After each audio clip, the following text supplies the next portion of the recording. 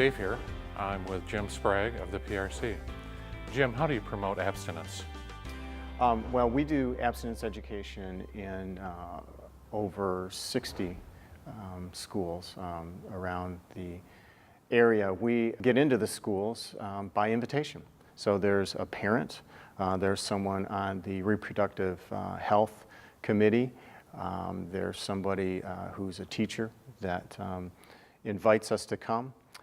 The reproductive health committee for each of the school districts is required by the state of Michigan by law, and our curriculum has to meet their scrutiny, and it does. And we actually, early on when our Willing to Wait curriculum was written, we received an award for its excellence at the state level, and it's used widely in this region.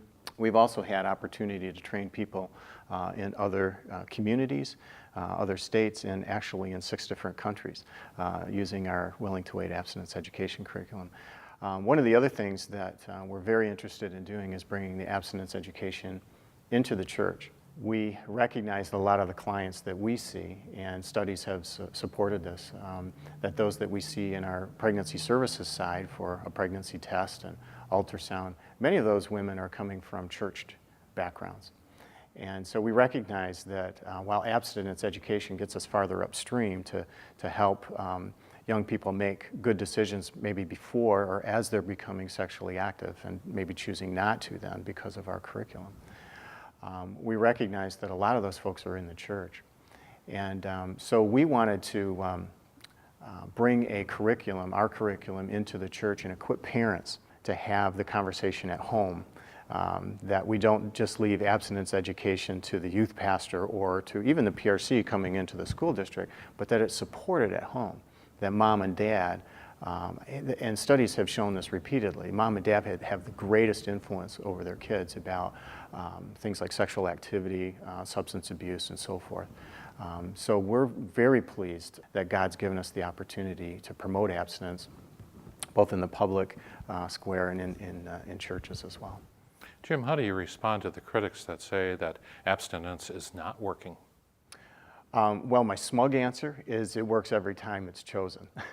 But there are always studies to support what people want to see happen at the end. They want to see the support of a study come out and say, well, we're going into it with the hypothesis that abstinence education doesn't work, and the study will support that.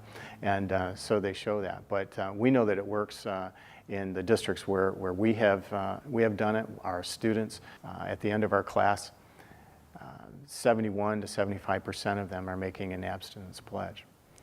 And we do abstinence, Dave. We do abstinence education because it's the right thing to do, because our kids deserve better. Our kids, they're so challenged in this promiscuous culture. In fact, there was a woman, if I may, I'll just tell the story about a visit that Pam Stenzel had. She's a woman who does a lot of abstinence education, rally-type talks around the country. And I remember Pam talking about having an opportunity to speak at the United Nations.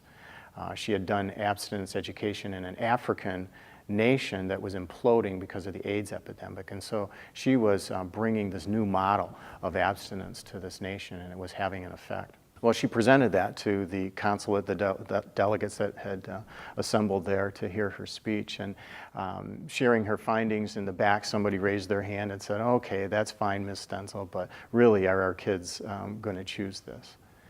And she said, well, time out. What's the mission of this place? Remember, they're at the United Nations building. She said, what's the mission of this place? I saw it on a plaque when I walked in. It's to bring about world peace. This organization exists to bring about world peace. Now, you guys raise your hand if you think we'll ever achieve 100% world peace. And of course, no one did. She said, then why do we pursue it? It's because it's the right thing to do, and it's a good idea.